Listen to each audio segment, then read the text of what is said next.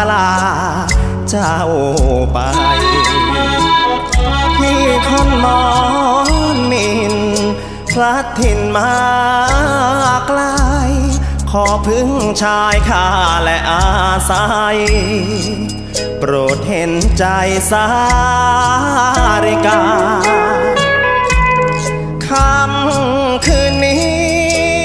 พี่ไร้ที่ซุกหัวนอนขอเพียงพักผ่อนสักคืนเถิดนะแก้วตาเพียงอาศัยค้างสั่งสางพี่ก็จะลาสงสารสาริกาที่มาครวญคำพร่ำวอนน่าสมเพชโอ้ยน่าเวทนาโอ้สาริกาเวลานี้ไร้รังนอนไม่ได้นอนเตียงขอชายคาเคียงบังอ่อนพอพรุ่งนี้เช้าแดดอ่อนๆพี่ก็จะจรจำลาต้องโผพินโบยบินด้วยใจอาวรข้าที่พักผ่อนไปก่อนเธอสาริกาเพราะขาดที่ไม้ขาดร่มไม้ขาดชายคา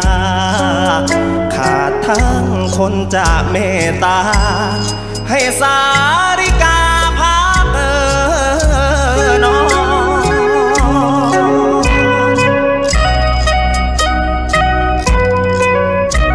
เมื่อเจอลูกทุ่งภาคกลางที่มาเต็มขนาดนี้ต้องมาดูกันแล้วครับว่าแชมป์อย่างส้มจะเอาอะไรมาสู้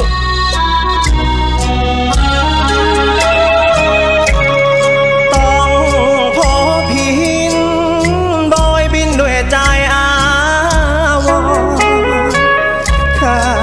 ที่พักผ่อนไปก่อนเธอสาริกาเพราะขาดที่ไม้ขาดร่มไม้ขาดชายคา